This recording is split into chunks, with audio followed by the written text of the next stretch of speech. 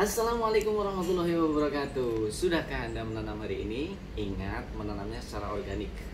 Ada istilah menarik yang kami dapatkan dari luar negeri, yaitu etika pertanian atau etika menanam atau etika berkebun lah. Intinya di bidang pertanian, tanam menanam itu ada etikanya. Menarik sekali menurut kami. Ada 4 hal penting yang menyangkut etika tersebut. Ya, kita belajar ya. Belajar sambil memahami lingkungan. Etika yang pertama adalah etika kepada manusia. Sejak zaman orang ada, mereka sudah punya insting untuk bertahan hidup, yaitu dengan makan. Mereka mengandalkan tanaman dan segala sesuatu makanan yang berasal dari alam, baik protein nabati maupun hewani, makanan nabati maupun hewani.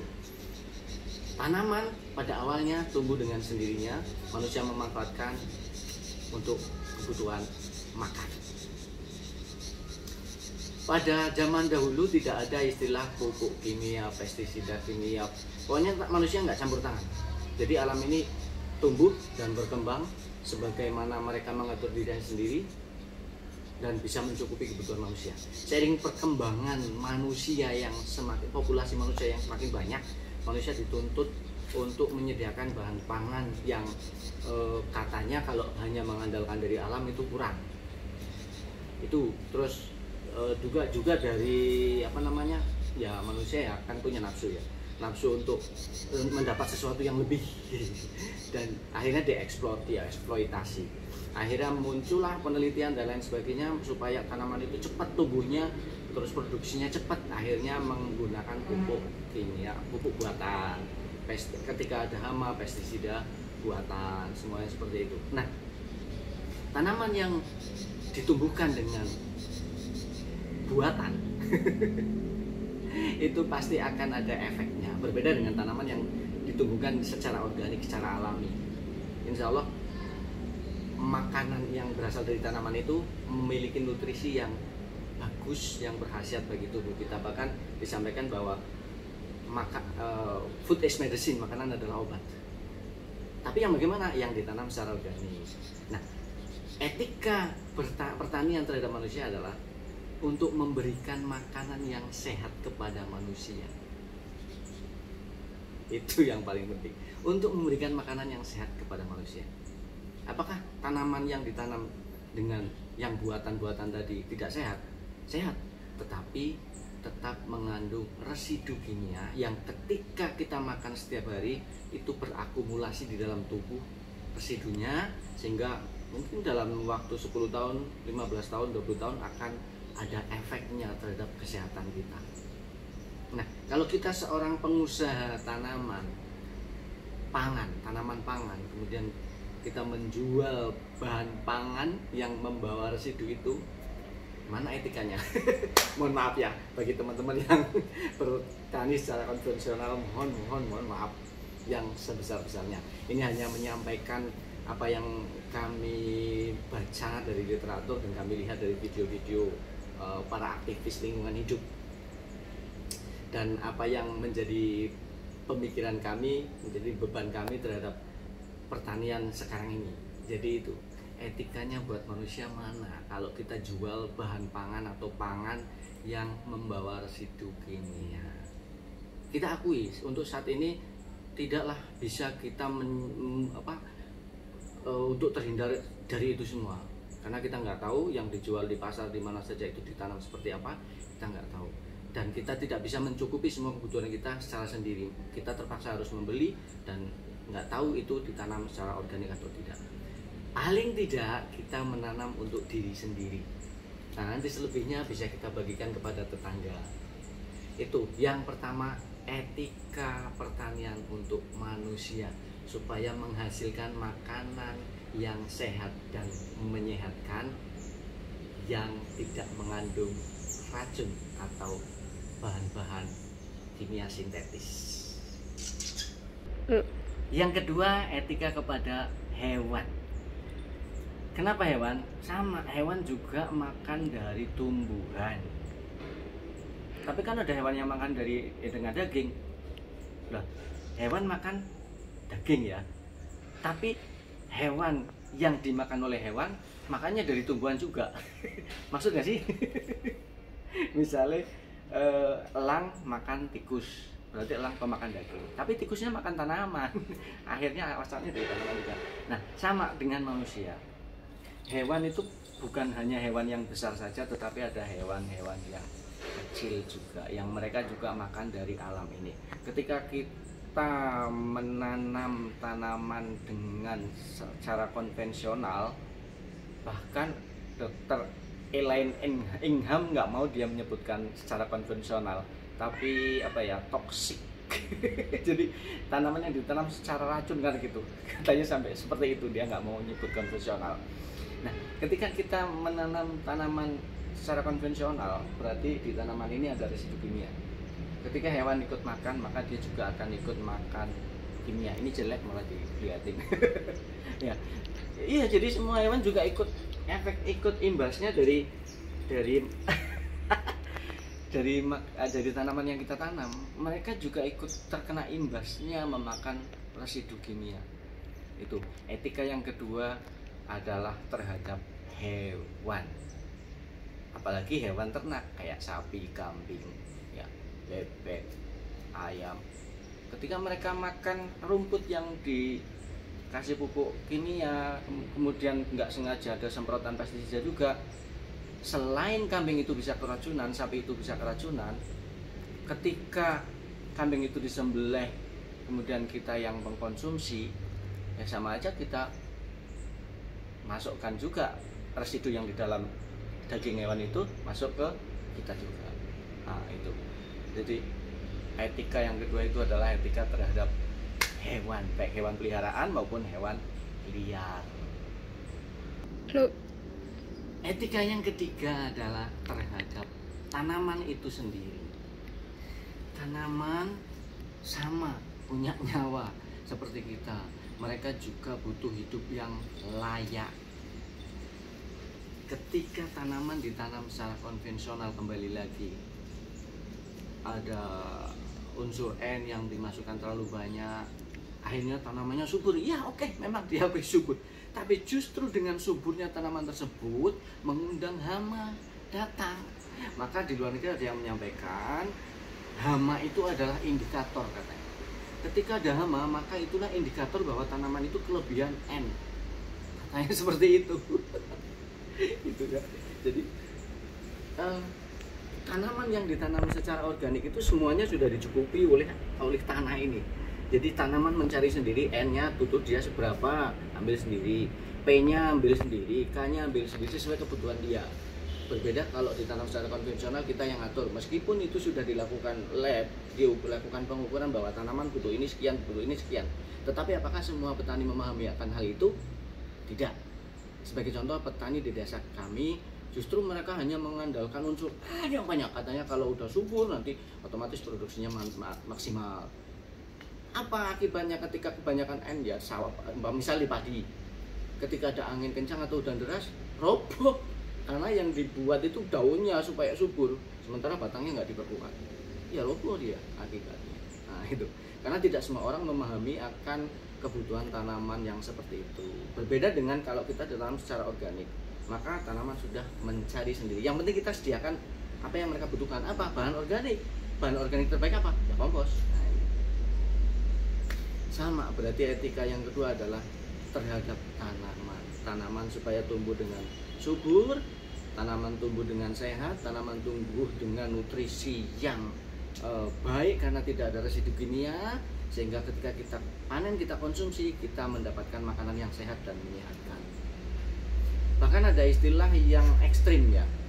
Kenapa orang zaman sekarang usianya muda-muda udah meninggal? Katanya karena kita makan dari makanan yang umurnya juga pendek. Umur manusia pendek itu disebabkan karena makan makanan yang berumur pendek juga, katanya seperti itu. Zaman dahulu katanya padi itu bisa 6 bulan baru panen. Nah sekarang 90 hari panen.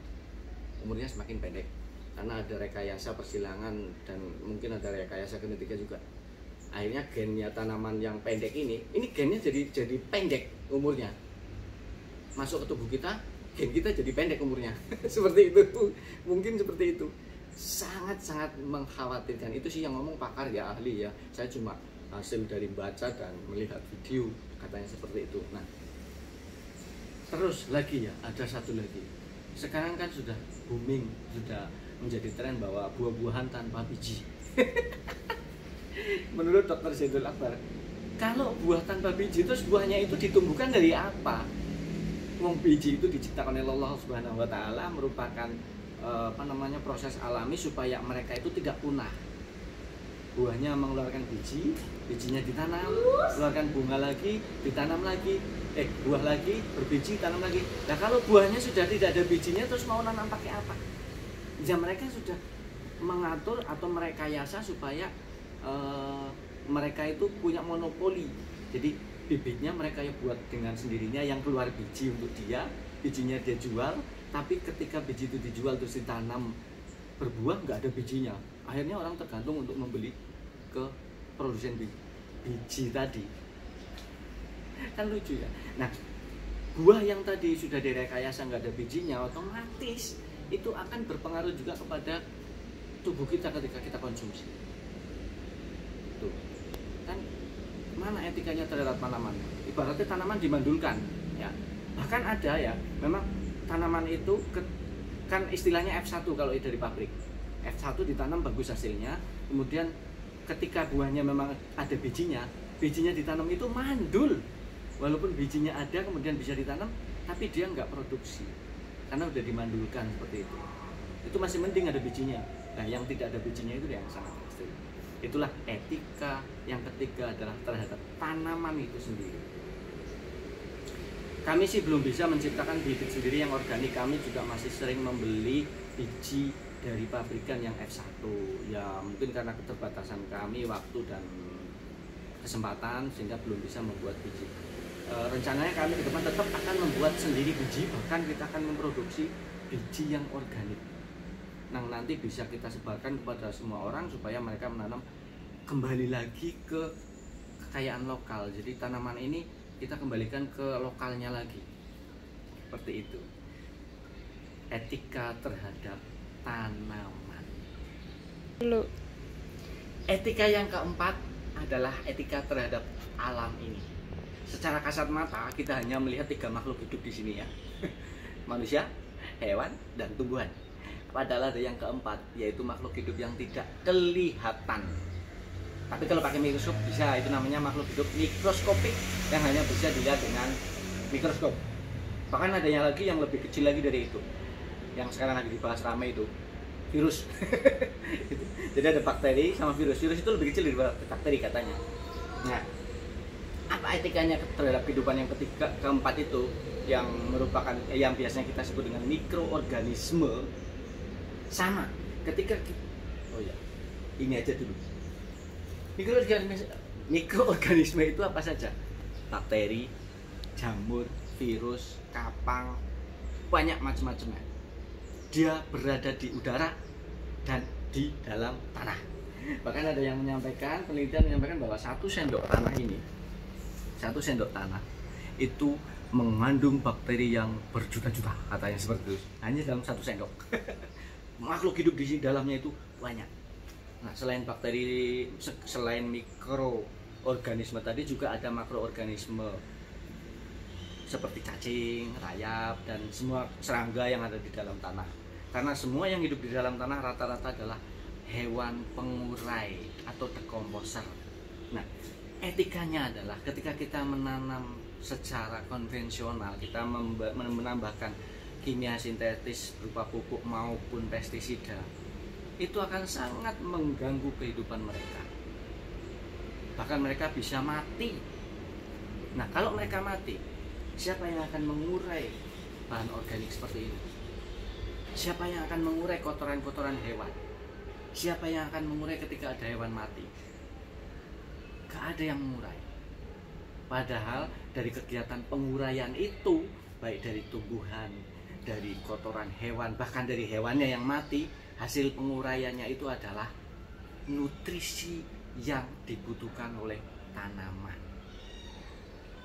Kalau pengurainya, mikroorganismenya, cacingnya, rayapnya, serangganya pada mati, bagaimana nasibnya? etika terhadap kehidupan lain selain kita bertiga, terhadap mikroorganisme dan kehidupan yang lain yang ada di dalam tanah. Banyak orang mengeluhkan, ada tetangga saya yang menyampaikan gini, saya menanam padi, tahun ini tak kasih pupuk 10 kilo, hasilnya misalnya 1 ton. Musim tanam selanjutnya tak kasih 10 kilo, nggak bisa mencapai 1 ton, pasti di bawahnya. Bagaimana supaya bisa mencapai 1 ton? Ditambahi, nggak 10 kilo tapi tambah. Itu setiap tahun nambah terus. Coba, tanahnya yang tadinya dulu lumpurnya katanya sampai selutut, sekarang lumpurnya pendek. Karena tanahnya sudah sedikit mengandung mikroorganisme yang bisa menggemburkan tanah, yang bisa menyediakan unsur hara untuk tanaman. Semua kebutuhan tanaman dicukupi melalui kimia sintetis buatan. Itu etika yang keempat adalah etika terhadap kehidupan lain selain manusia, hewan, dan tumbuhan. Ini sepertinya video kayak menjudge, kayak apa ya, menghakimi. Tapi inilah ungkapan perasaan, ungkapan hati kami setelah membaca literatur, setelah melihat video-video para pakar tentang lingkungan hidup, akhirnya timbul apa ya, cinta terhadap lingkungan. Itu menggebu-gebu sekali. Bahkan kadang anak saya itu tak omeli supaya siapa anak saya TV. Ada yang tanya, Pak kenalin dong sama anaknya TV. Kenal sendiri aja tuh orangnya belakang. Ya, itu tugasmu TV untuk mensosialisasikan, untuk apa ya, mengajak semua orang agar kembali kepada alam. Marilah kita menanam secara organik ya, teman-teman semuanya. Sekali lagi kami mohon maaf yang sebesar-besarnya kepada semua pihak yang merasa tersinggung atau merasa tersangkut dengan yang pernyataan yang kami buat dalam video ini. Tidak bermaksud seperti itu. Saya hanya ingin menggugah perasaan dan hati nurani kita semua, terutama keluarga saya, supaya mulai mencintai lingkungan dengan menanam secara organik.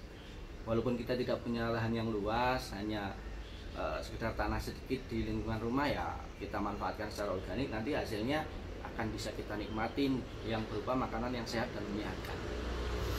Kesimpulannya adalah ada 4 etika dalam pertanian atau berkebun atau menanam secara organik, yaitu yang pertama etika kepada manusia, yang kedua etika kepada binatang, yang ketiga adalah etika kepada tanaman, dan yang keempat adalah etika terhadap makhluk hidup lain yang tidak kelihatan yang ada di dalam tanah. Mudah-mudahan ada manfaatnya. Jangan lupa nanam, apalagi di posisi karantina yang nggak boleh kemana-mana. Kita bisa melakukan aktivitas yang bermanfaat, menanam, karena menanam itu mengeluarkan keringat, menghirup mikroorganisme yang mengeluarkan hormon yang menimbulkan mood juga yang ada di dalam tanah, katanya gitu. Kemudian menghasilkan makanan yang sehat. Jangan lupa nanamnya secara organik, bro. Oke, mudah-mudahan ada manfaatnya. Terima kasih sudah nonton. Assalamualaikum warahmatullahi wabarakatuh. Sini.